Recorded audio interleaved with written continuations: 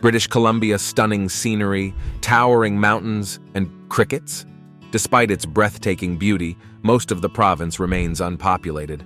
Only 5% of British Columbia's landmass is home to people. Is it the rugged terrain, hidden dangers, or something more? In this video, we'll investigate the geographical factors that have shaped its unique population distribution. So stick around for the surprising realities of empty British Columbia. Situated on Canada's western coast, British Columbia has long been a magnet for adventurers and ecotourists. Despite this natural beauty, most of the province's population is concentrated in a small area in the southwest region. Why? To understand the answer completely, let's first get into the history. Before the European adventurers started setting their sights on this land, it was already bustling with life, thanks to the indigenous peoples who called it home for thousands of years. Tribes like the Haida, Salish, and Nuu-chah-nulth were the original inhabitants, building rich societies with their cultures, traditions, and economies. Fast forward to the 1700s, when European explorers started making their way to the west coast. First came the Spanish, then the Brits, who were all eager to claim their piece of the pie. But the Brits, led by the Hudson's Bay Company, decided to stick around and set up shop, thanks to the lucrative fur trade. The 1800s rolled in with a bang, especially with the Oregon Country dispute. A massive chunk of land was up for grabs, claimed by everyone from Spain to Russia to Britain and the United States. It was like a game of finders keepers, but with fur trading posts and explorers instead of playground rules. As you can imagine, things got a bit heated, with everyone trying to stake their claim. But eventually, the Nootka Convention in the late 1700s managed to smooth things over between Spain and Britain. Meanwhile, the United States was busy flexing its exploration muscles with Lewis and Clark and setting up fur trading posts like it was going out of style. As American settlers began to stake their claim in Oregon, tensions reached a boiling point between Britain and the United States. This dispute was fueled by the grandiose idea of manifest destiny, driving American expansion westward. The catchy slogan, 5440 or fight, captured the American ambition to push their northern border all the way up to latitude 54 degrees north, deep into what is now British Columbia. But as history often goes, compromises were made. The Oregon Treaty of 1846 settled the score, establishing the 49th parallel as the border, with the exception of Vancouver Island, which remained under British control. This compromise was a game-changer for the future of British Columbia, making the way for the creation of the colony of Vancouver Island in 1849 and the colony of British Columbia in 1858. Today, British Columbia stands tall as one of Canada's most iconic provinces, with its strategic position on the Pacific Ocean making it a vital piece of the Canadian puzzle. From its rugged Pacific coastline to the majestic Rocky Mountains, British Columbia boasts a diverse and stunning physical geography that shapes everything from its climate to its ecosystems and human activities. You'll find a tapestry of fjords, inlets, and islands along the coast, including the famous Vancouver Island and the Haida-Gwaii archipelago. This coastal region enjoys a mild and wet climate thanks to the Pacific Ocean's influence. It nurtures lush coastal rainforests like the Great Bear Rainforest, home to unique wildlife like the rare spirit bear. As you venture inland, the terrain rises to meet the coast mountains, a formidable range that acts as a climatic barrier, creating a stark contrast between the wet coast and the drier interior regions. Now, as we venture beyond the coast mountains, the interior of British Columbia reveals its true colors.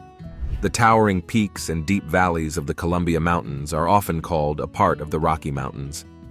These regions are straight out of a postcard, with crystal-clear lakes that mirror the surrounding beauty. The interior plateau is nestled between the coast and the Columbia Mountains, home to iconic spots like the Caribou and the Okanagan. Speaking of the Okanagan, ever heard of a desert in British Columbia?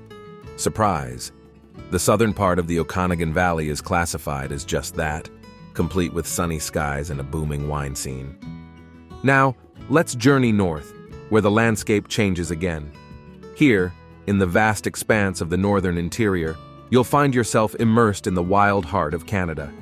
Think rugged Canadian Rockies, towering Caribou Mountains, and endless wilderness. It's got wildlife enthusiasts, with moose, bears, and caribou roaming free. And we can't talk about British Columbia without mentioning its impressive river network. The Fraser, Columbia, and Skeena rivers dominate the hydrography, making the province's history and development. For example, the Fraser River stretches over 800 miles and carves its way through the province's heart. Despite its vast geographic size, about 60% of British Columbia's population is concentrated in the southwest, leaving the rest of the province feeling empty. So, why do most folks choose to call the far southwest corner of British Columbia home? Vancouver and Victoria were early hotspots for colonization and urbanization thanks to their strategic coastal locations. Victoria, nestled on Vancouver Island, served as a crucial trading post, and even held the capital status for the colony of Vancouver Island before its union with the mainland. Meanwhile, Vancouver, situated on the mainland, flourished as a major port city and commercial center, enjoying its proximity to the Pacific Ocean, and later its connectivity to the rest of Canada via the Canadian Pacific Railway. With early prominence came economic opportunities that have only grown over the years. Vancouver, renowned as a gateway to the Asia-Pacific region and a thriving hub for industries like technology, film, and finance, offers many job opportunities. Similarly, with its government services and vibrant tourism industry, Victoria presents an attractive package for residents seeking urban lifestyles and employment prospects. But it's not just the cities themselves that draw people in. Geographic constraints also play a crucial role in shaping population distribution. Much of British Columbia's terrain is rugged and mountainous, with the coastal and Rocky Mountain ranges serving as formidable barriers to development. These geographic features make urban centers like Vancouver and Victoria even more appealing, as they offer accessible and desirable living environments amidst the province's stunning yet challenging landscape. Sure, these areas are packed with natural beauty and resources, but they're not exactly prime real estate for setting up big cities.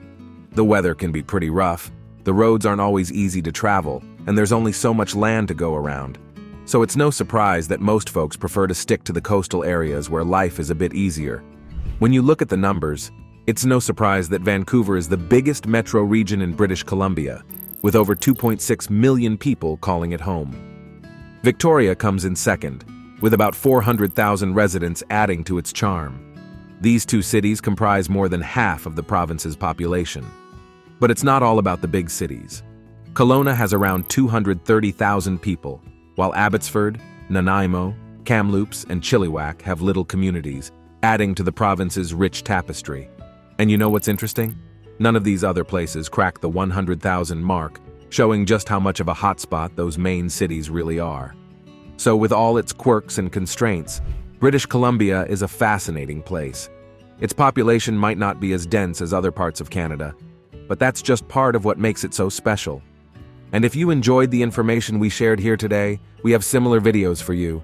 Go and check out why the Canada and US border is so bizarre.